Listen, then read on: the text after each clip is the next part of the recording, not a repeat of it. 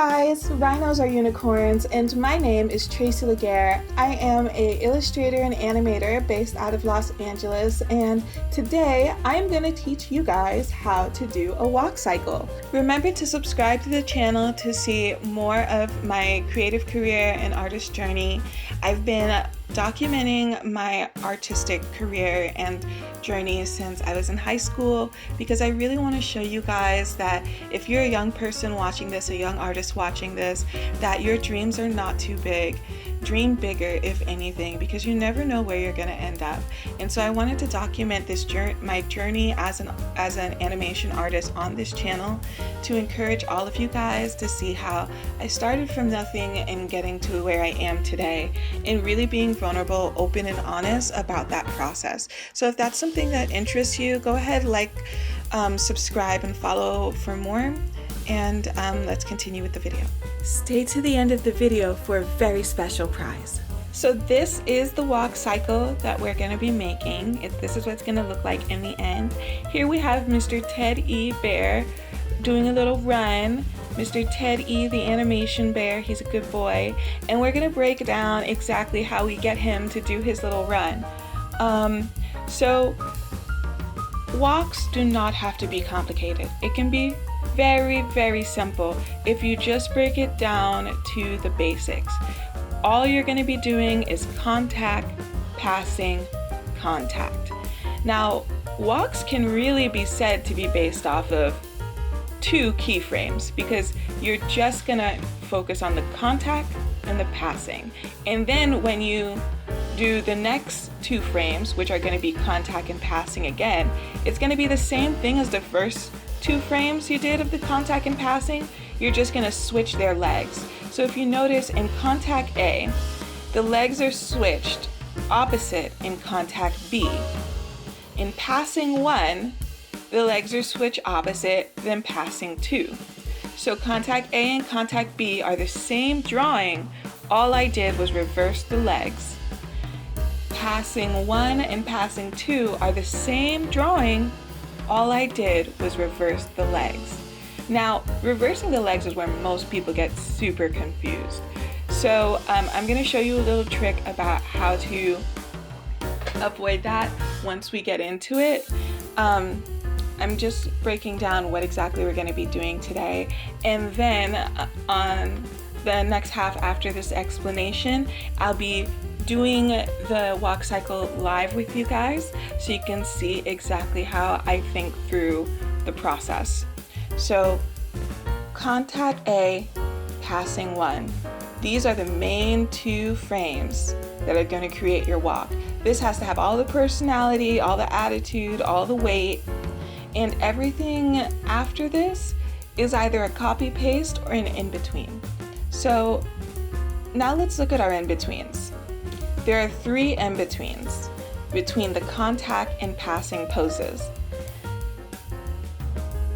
Now, these in-betweens explain the action.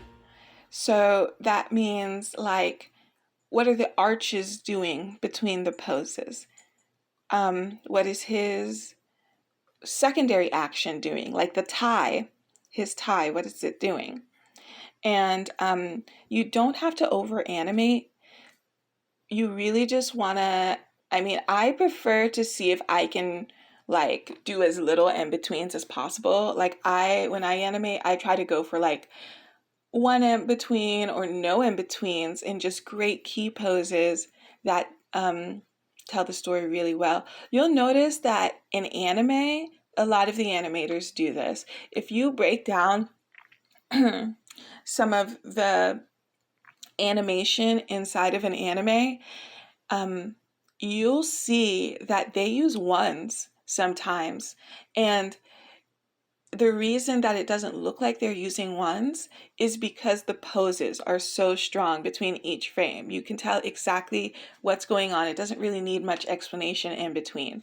So I don't think over in-betweening is a very good idea. So make sure when you're doing this walk cycle, you're only using 3 in-betweens, and then everything else is contact, passing, and you put that together, you'll get a smooth walk cycle. So I'm going to demonstrate this for you guys right now and walk you through it while I'm animating. And I hope you enjoy. Like this video if you learned something, and don't forget to subscribe and follow for more artist journey updates. So the first thing you want to do is make your character. And so for today, our character is going to be our good friend, Mr. Ted E. Bear. He is a friendly little animation bear who only wants to teach you all the animation principles. So now that we've designed our character, what I'm going to do is I'm going to make a little reference of his character design for myself, so that way I can go look at that and I won't have to like dream him up while I'm animating. It's nice if you have your character design in like the top left corner or something, just so that you don't have to worry about drawing your character wrong. Like, you might forget what your character looks like mid-animating, because animating takes that much brain power. Alright, it looks like Mr. Ted E is ready to go. He's very professional. Look at his little tie. And I think I'm going to color this one too. So the nice thing about Photoshop is coloring can take a lot of time, right? But with Photoshop, you can actually lock the layer that you're coloring, so that way you're only coloring inside that shape. And I found that that really helps me when I'm doing stuff like this. So if you saw how I just did his cheek, I'm not staying inside the lines when I'm drawing, when I'm coloring in his cheeks. It's the layer that's locked. And if you see in the layers panel on the colored layer, it is locked. And that is what makes it possible to color him only within that shape. Great, so the character design is done. Now let's go on to our first pose. So when you're doing a walk cycle, it basically comes down to like 3 main keyframes. And from these main keyframes, you're gonna get the entirety of your walk cycle, because everything after you draw these 3 main keyframes is literally gonna be copy, paste, switch the feet. That's the magic of the walk cycle. Once you get those 3 first keys down and they are strong and they make sense, all you have to do is copy, paste, flip the feet, flip the legs. That's all you got to do. And the first 3 keyframes are, 2 of them are going to be up positions and 1 is going to be a down position. So 1 is going to be passing and then up, and then pass, and then up. And so right now we're creating our contact pose. And so this is one of the 3 poses that you're going to need. You're actually going to need 4, but it's 2 poses and you just alternate them again and again, and you in between. So the first pose is this contact position that I'm drawing right now. And then the next pose after this that I draw. Now, you know, before I go on to that, the contact position, you'll notice, is in the up position. So he's at the tallest he's going to be during the walk, because you go up and down when you walk. And so the down position is going to be the passing pose, and that is going to be this keyframe. And remember, there are 3 main keyframes that you need for a walk. Everything else is going to be in between and flare. It's contact, passing, contact, passing, contact, passing. If you can just get those 2 keyframes right, you already like have half of a understanding of how to animate a walk down. And it gets a little confusing when you start dealing with the feet, so don't feel bad if you don't get it right away. Just focus on getting the poses right. 90% of animation, like, is getting the poses right. It doesn't really matter how many keyframes you use or like how often, you know, you're like flipping back. I mean, flipping back and forth is important, but what matters even more is getting the right pose, because sometimes it's really easy to over animate and you draw too much instead of just drawing the right thing. So focus on the frames of passing and contact. And now you'll notice I have him swinging his arm as he walks. And so to get arch right, you got to think about your arches, of course. To get that arch right while he's swinging his arm, I drew the arch. And it's okay to just be rough and scribble for this first pass, because you can clean this all up later. We're definitely going to clean this up later. So this is the passing position.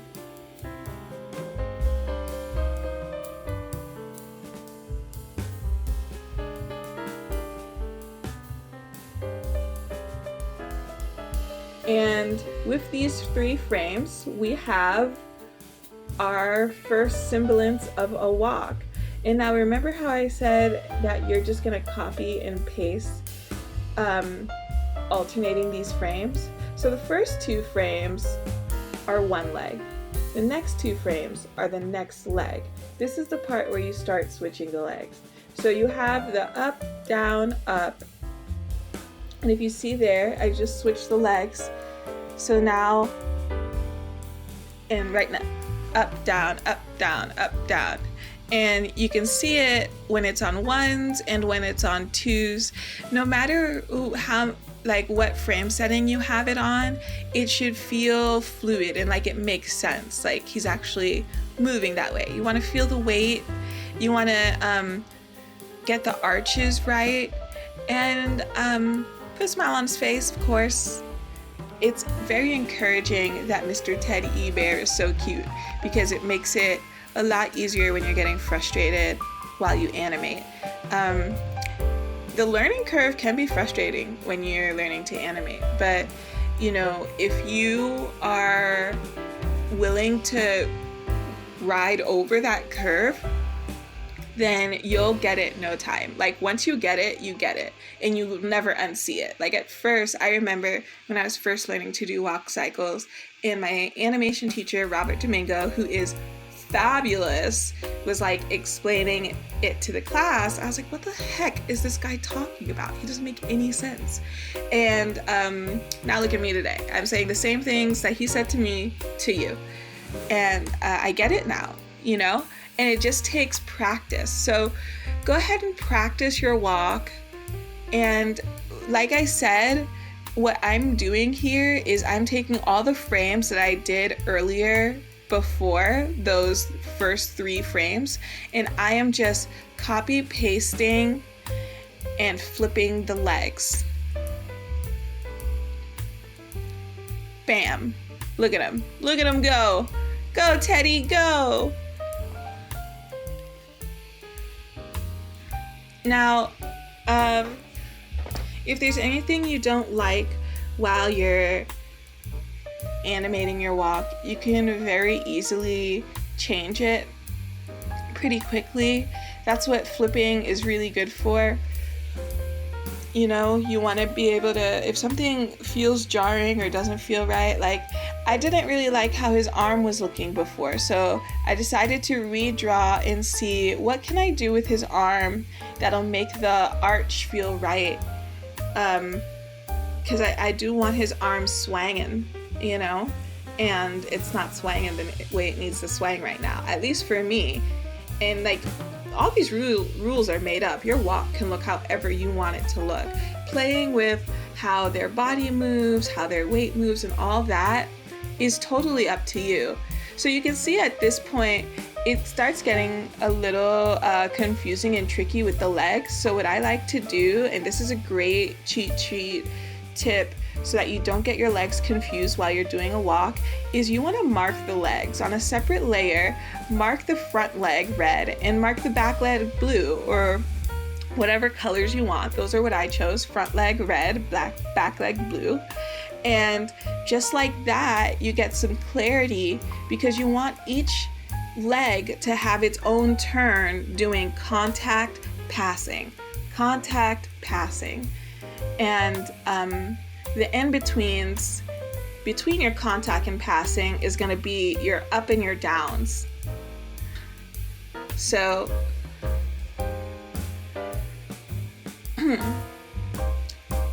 yeah, in the what's it called? I think it's like Animator's survival kit or something. I think he also colors his legs, and I'm pretty sure that's where I got it from. That's a really good book if you want to know the key basics about animating. Pick that up for sure. It's going to be teaching you all the basic principles, and it's basically animation, at least an animation. It's an animation class in a book. And I think what a lot of people don't realize about the arts, especially like American arts, so if we're talking about illustration and advertising and like commercial American art, back at the turn of the century, like around Walt Disney's time and even before, artists weren't going to art college. Like, I get people asking me all the time, like, do you have to go to art college to become a professional artist? Well, I have to tell you that, like, if you were born in like the 1950s, 1930s, you wouldn't even be asking that question, because there weren't art colleges like that accessible to everyone everywhere. Not everyone was going to art school, but people were still working professionally as artists. And so the way that they learned the techniques and skills that they needed to learn was through books. And a lot of these really great books that OG American illustrators and animators learned from themselves are still available. And so a couple of them that I can think off the top of my head, and like some of them are not like old books, some of them are modern books. Like, I don't know what book Walt Disney used to draw, but I know he did learn to draw by catalog and by like like one of those illustration book things that he mentions that in his biography. But yeah, some of the books that come off to the top of my mind that are like just as good as like a $400 animation class, and much cheaper, because some of these books are like what, max $30, is one, the Animator Survival Kit, Drawing with the Right Side of the Brain, Dream Worlds, and The Visual Story. Now, my specialty, like, I do animation and storyboarding and stuff, but my like specialization, I guess, is I've worked a lot as an art director. And so in particular, Dream World is basically an art director's textbook. Like, if you can't afford to go to animation school, or you can't afford to, like, you know, get the art education you want, but maybe you really want to be an art director, read and practice Dream Worlds. The really great thing about a lot of these animation books and stuff is that they are practice books. So they want you practicing every chapter what you're being taught. So it's like an activity book. And if you like activity books, that's fun. So, okay, so we're at the point where I am cleaning up Mr. Ted E. Bear. We have 5 frames, and those 5 frames are 1, the contact, the first frame that we drew, and then the next frame is an in-between between the contact and the passing, and then there's the passing, and then there's an in-between where we switch the legs and go into the contact for the other leg. And you'll see that as I'm animating, you'll notice. Notice how his leg goes up and down just like his body. So once his leg is up, I know that next it has to come down. Now, the leg coming down and landing are 2 very different things. There's a difference between contacting the ground and landing on the ground.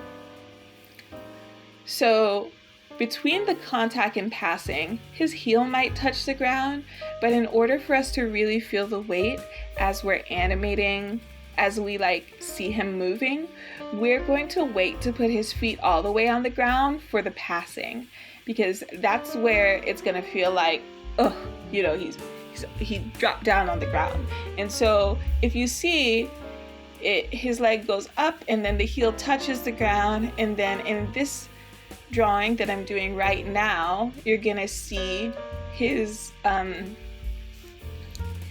leg really land on the ground so that we can feel his weight.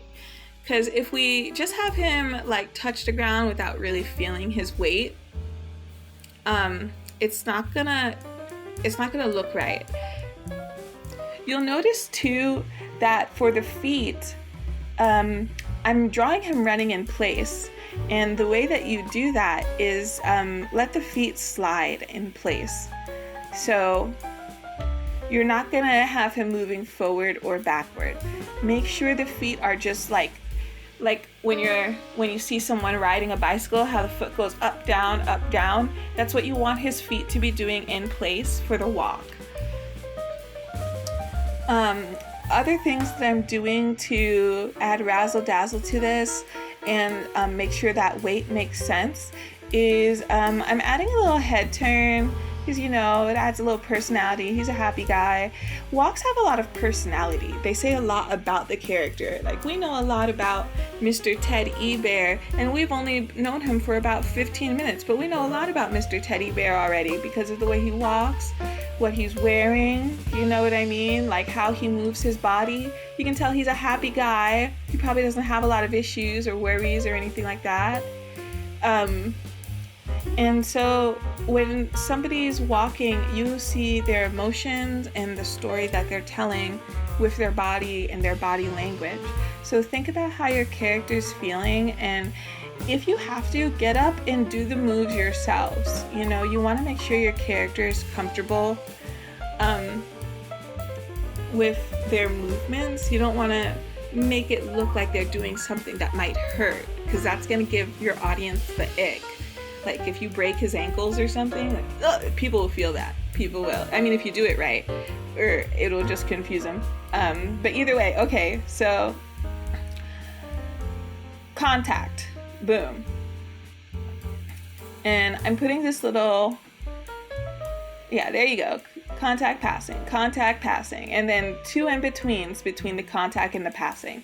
So the in-between goes between the contact and the passing for one leg, and then the contact and the passing for the other leg. And you have your basic walk. It's pretty simple, pretty straightforward, and it looks great. Like, Mr. Teddy Bear is really slaying. I wanted to get some secondary action with his tie, and I just want to fix how that's looking because I'm not sure if I love it the way it is right now. Experimentation is 90% of the process, you know? I mean, I know people want someone to tell them exactly what to do, but the truth is, like, it's art. So, like, you decide exactly what it is you want to do, you want to create. And so remember how I said I was switching the legs? Once you have it all cleaned up, this is the important part. Once you have it all cleaned up, again, you're gonna go in and take your in-betweens and switch the legs for them and put them in sequential order for the next frame. So notice how throughout this entire process, I really only drew 3 keyframes, and the rest were in-betweens or the same keyframes with the legs switched. And that's how you're gonna get your walk.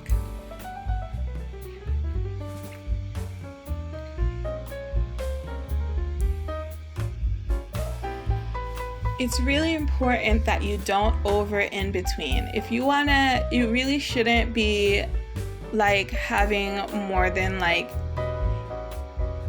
I wanna say like, I think I have 7 frames here. But like, I really don't think you need more than 8 frames to make a nice walk. I mean, unless there's like a lot of like stuff you're doing in it for some reason. Like Yeah, you really don't need more than like 8 frames. So essentially for the rhythm, it's like 6 frames for a really fast stride, like someone who's not waiting around, practically running. 8 frames for a fast stride that's like energetic. That's kind of what we have going on here. 12 frames for a normal stride, like just a normal lackadaisy walk. 16 frames for a stroll. 20 frames for a tired stride, or that of an elderly person who's really sluggish.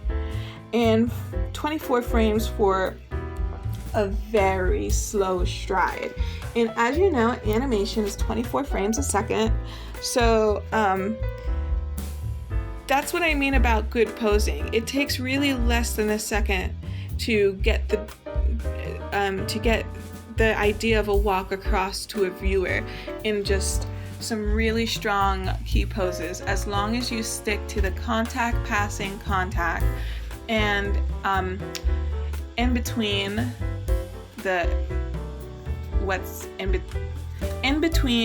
between the contact and the passing poses, and mark the legs as you switch them so that you have your legs organized. Now, in betweening and switching the legs are the 2 hardest parts of this, but you can figure it out. And if it doesn't make sense the first time you listen to this video, listen to it again and watch what I'm doing.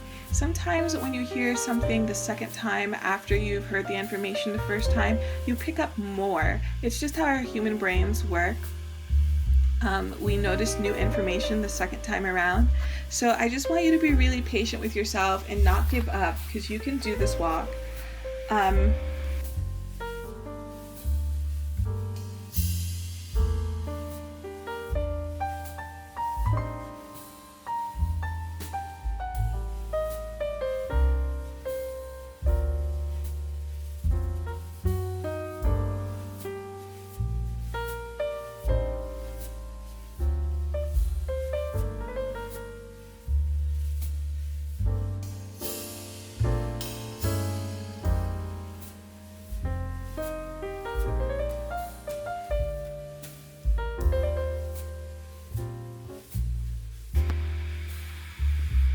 So right now I'm coloring in Mr. Ted E. Bear.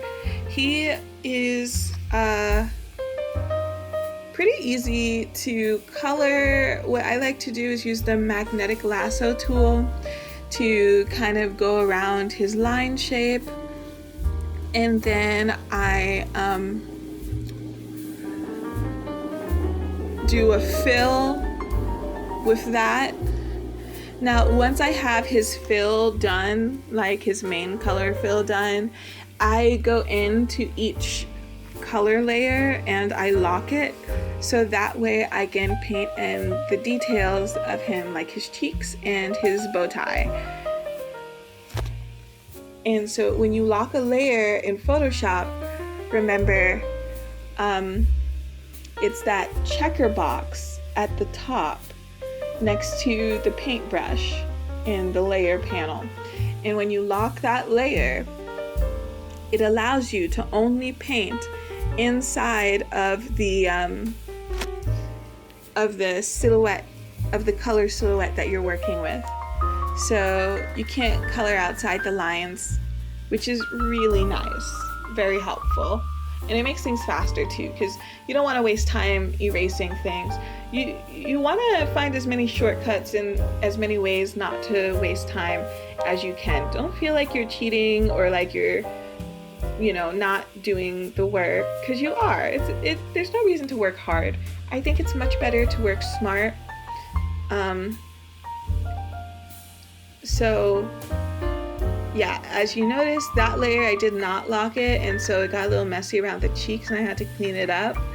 But you'll see too that in some of these other ones, like that one right there, I can just scribble on the black and it won't go outside the lines.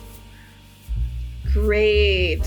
Look at Mr. Teddy go! Oh man, nobody's gonna stop this guy. Alright, awesome. So here is every single one of the steps that Mr. Teddy takes, and there it is all together. And I really can't wait to see your guys' walk cycles. If you don't have like the program, because I animated this in Photoshop, but if you don't have Photoshop or like an animation program, you can still draw these poses, and if you take pictures of them aligned, like you have to make sure it's all lined up, but if you take pictures of them one by one lined up and flip that back and forth or make a GIF of it or something, then you can also animate this way on paper or in your sketchbook. But I want to see your guys' walk cycles. If you decide to do this, definitely send them to me. I'll check them out. If you want notes, I'll give you notes. I don't care. I'll give notes. And know that it's never too late to change things if you don't like something. Like, I feel like I wasn't feeling the stretch from the contact here with his leg, so I moved his leg out just a little bit more to really feel that bounce that he does. I was able to make this video for you guys, and I hope you found it helpful. If you did, subscribe and like for more Artist Journey content. And next time I see you guys, I will be showing you how to make a lip sync with Mr. Teddy Bear. Me and Mr. Teddy Bear are going to teach you all the animation principles, essentially, or as many as I can fit into my free time right now. Because, once I get busy again, I don't really know how often I'll be making as many videos, but I'll always come back to making videos for you guys. I can't stay away from you. Wow, looks like you made it to the end of the video. I bet your walk cycle looks great. Now for your special prize. You deserve it. If you're an animation student or an animation lover who would like to bring Mr. Ted E home so that you remember all your keys for your walk cycle, you can get a sticker on my Etsy of the walk cycle and of Mr. Ted E the animation bear. There are also a lot of other great things on my Etsy, like these incredible gorgeous stickers that I created of the Orisha. This one's Yemaya, Goddess of the Sea. It comes in regular and in holographic.